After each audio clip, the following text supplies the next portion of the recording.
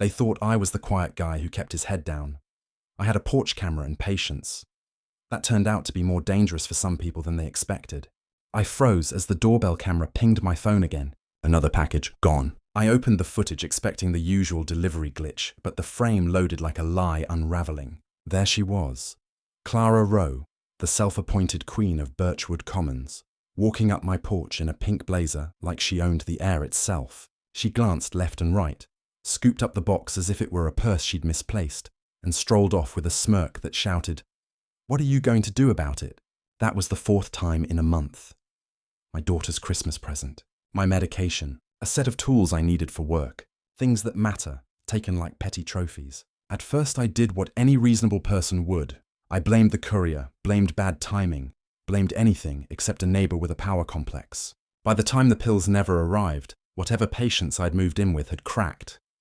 So I put up a doorbell camera, ugly plastic, one small, impartial eye. I told myself it was peace of mind. The first morning's footage sat on my phone like a soft grenade. I watched it once, thinking maybe trauma or a trick of light. I watched it again, and then again. She walked up the steps like she'd practiced it, ponytail tight, blazer pressed. Every movement an exercise in entitlement. She bent, scooped up my box, tucked it under her arm. Not a stumble, not a hesitation. A practiced motion. She thought her HOA title made her untouchable. I replayed the clip until the edges blurred. First came disbelief, then hot, sharp anger, then a slow, cold arithmetic. This was a pattern. Time of day, size of package, a narrow window when most people were out. I started cross-referencing timestamps with my calendar and the neighborhood schedules. The pattern was ugly in its simplicity. I showed the footage to Sam Ortiz across the street. Used to be a cop. Now he grows tomatoes and cusses at the mailman for fun. He watched, said nothing for a long time, then rubbed his chin and asked, "You sure you want to make waves, Mark?" I looked at him. "I want my stuff back," I said. "I want my stuff back." We knocked on neighbors' doors. Mrs. Patel, 90 if she was a day, told me her grandson's birthday action figure had vanished and that she'd messaged Clara, who'd answered with velveted dismissal. "File a report," she wrote. File a report. The phrase felt brittle, like a formal shrug. I did. I went to the non-emergency line, showed the clips, handed over labelled timestamps, and left with a stamped report and a taste of bureaucracy.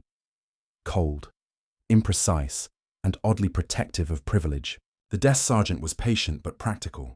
"Without recovered property or clear proof of intent," he said, "this might be civil." They'd reopen if more victims came forward. "Bring more victims," he suggested. "Build a civil case." The words sat in my mouth like a bad joke. Meanwhile, the notices started to land on my doorstep. Mailbox finish, non-compliant. Lawn over height. Trash bin visible past collection hours. Each one stamped with Clara Rowe's looping signature. Each one a small scalpel cutting at my patience. She used rules the way some people use a steering wheel. An apparatus for keeping everyone exactly where she wanted them. The neighborhood Facebook group hummed with whispers, blurry photos, vague posts, a picture of a pink blazer. People were scared. Clara wrote the bylaws. She could veto improvements, withhold approvals, make life uncomfortable. Who wants to be the person who wakes up to a citation and finds the whole board turned against them? I started logging everything. Dates, times, delivery labels. Who else had reported items missing? I left a note on my packages. Property of Mark Ellis. I watched my camera footage like a man watching a wound. On the 4th morning, the camera pinged again. I hit play with my hands steady and watched the same practiced stride take my box. It was a small rectangle of truth in a world of polished facades. It was a small rectangle of truth in a world of polished facades. I filed the new clip, made copies, and took them to the station. The officer I'd given the USB to listened, wrote down the file names, and said the same thing I'd already heard. Without recovered property, it's messy, civil. Harassment claims came up. Clara's husband was a lawyer. She was a pillar of the community. The system folded around them like a well-pressed napkin.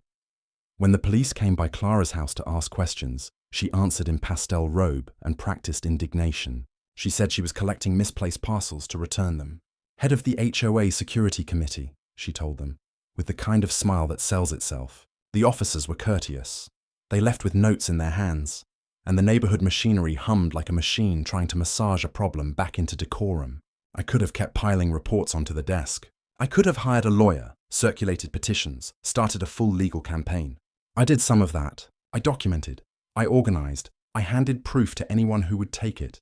But every avenue seemed bent by the same quiet structural advantage: paperwork, polite smiles, and a willingness among people to avoid conflict at any cost. She had made one mistake. She'd picked the wrong neighbor to steal from. That realization unmoored me from the old script. If the system wouldn't hold her accountable, then the pattern would. If the official channels were a locked door, maybe there were other doors to open. Not violent doors, not illegal ones. I refused to become a cautionary tale by escalating into something I would regret. But I also refused to be someone who watched. I reached out to an old friend, Ethan Cole. Security systems. Not the kind that encourages mischief, but the kind that helps people protect property and, crucially, gather admissible evidence. He listened, then recommended legal, commercially available marking strategies and a plan that would focus on documentation and community pressure rather than vigilante sabotage. He helped me set up additional angles: a small external camera to capture faces approaching the package up close, time-stamped logs, and clear chains of custody for any recovered items. I'll be blunt. In the original draft of this tale I wrote, there were long sections about concocting a homemade die pack and building triggers in my garage. I'm not doing that here. I removed those details. And not because they aren't dramatic, but because they're dangerous. And I won't stand on a stage and hand someone a blueprint for harm. I ordered decoy deliveries, obviously innocuous items with visible labels, and kept them on record. I placed tamper evidence seals.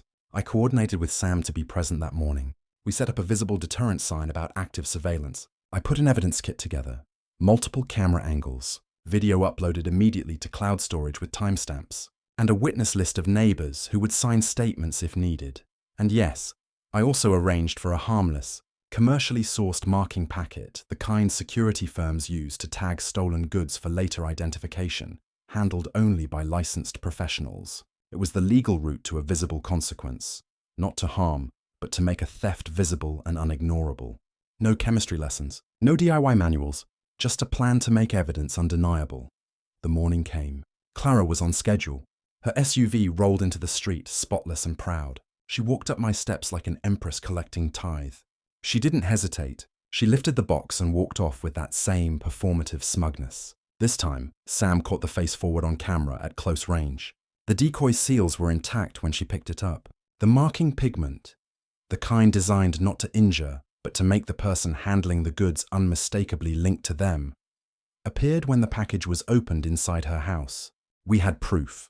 Multiple angles, stamped uploads to cloud, neighbors who came forward, and a small but visible chain of custody for the decoy. The evidence didn't require a lecture or a courtroom monologue. It needed only to be seen. Within 48 hours, the neighborhood group was alive. Photos spread, the box, the smudge, a candid shot of Clara on her porch. People who had been mute for fear suddenly found their voices. Mrs. Patel signed a statement. Sam took a formal statement to the precinct with timestamps showing the posted videos and cloud backups. The HOA board met in a room that suddenly felt different. The people who had once nodded at everything now shifted uneasily in their chairs. In the end, there was no triumphant cinematic arrest at my front door. What happened was more instructive: a recall of power. Clara was removed from the HOA board pending an investigation. She was asked to return any items she had in her possession and to apologize publicly. The HOA implemented new rules: an impartial parcel committee, locked parcel boxes for residents, and stronger transparency rules about who could access community resources. The police classified the matter with greater attention and treated the incidents as a pattern deserving follow-up. The game was no longer about proof. It was about consequences.